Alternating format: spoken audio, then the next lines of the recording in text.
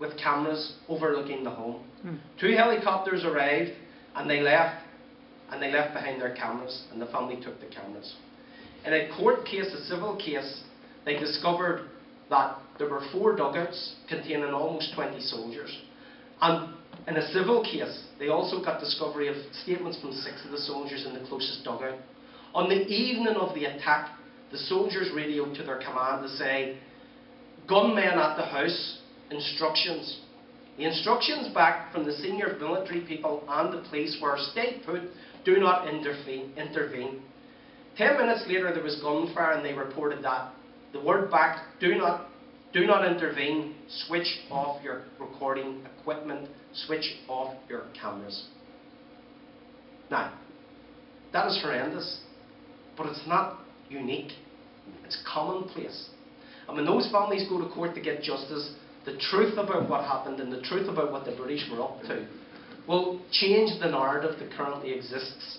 That they were good guys keeping the peace. They may have made some mistakes, that's all regrettable, but by and large it's the fault of Republicans. And that is not the truth. So this battle for narratives is about reputational damage from the British government. They don't want the truth about the death squads and the collusion. They don't want the full truth about the shipment of weapons that came from South Africa.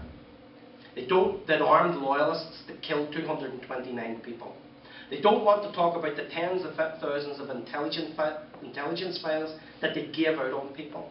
They don't want to talk particularly about the end game of the conflict from 1988, when that shipment of weapons arrived, until 1994. The collusion that took place, the terror that was waged against the nationalist community. And when the talks process intensified, because it started behind the scenes between Republicans and the British government privately, but when the peace process emerged, when the nationalist consensus emerged with the Irish government, the SDLP and Sinn Féin pushing for the process and mobilising North America and getting the involvement of the Clinton administration and getting George Mitchell there and getting people to come and stand up and be counted and to have that process underway, they were also negotiating about what the demands would be. And so they were sending in the death squads that carried out Lock and Island. And some of you may have seen the film No Stone Unturned. And that was about closing down and putting pressure on the community, which in turn what they thought would put pressure on Republicans and the SDLP and the Irish government to accept less and then a negotiated process. And in that end game they killed hundreds and they were out of control completely. And it needs to be accounted for. So people say to me, why does it need accounted for? Well, it needs accounted for because it's the right and just thing to do. If we are to build a new society and move forward on solid foundations and structures of criminal justice and policing, they cannot be built in stone or falsehoods. And we cannot not deal with this issue and lance it despite the pain that it will bring and forget about it and move on. Let me give you an example. People in this division are very familiar with Bloody Sunday. The lies that were told after Bloody Sunday is that they were gunmen and bombers and the soldiers fired to protect themselves. But TV cameras were there that day and captured it.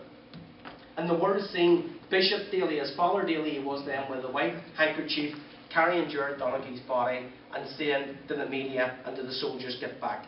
If the cameras hadn't been there, they'd have shot and killed Edward Daly. Make no mistake about it. 6 months earlier, as Martin says in Ballymurphy, they killed 11 people, including a mother of 10. They killed the parish priest, Father Hugh Mullen, who was administering to the mortally wounded and the dying.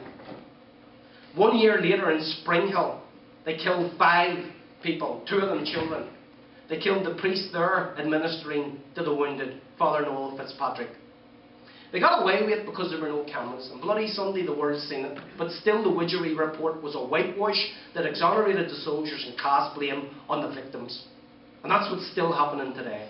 If we hadn't have had an inquiry into Bloody Sunday, the footnote of history, the legacy of what happened that day would still resoundingly say in the British annals of history and in the world, they shot gunmen and bombers. Well, if that's the case, it needs challenged.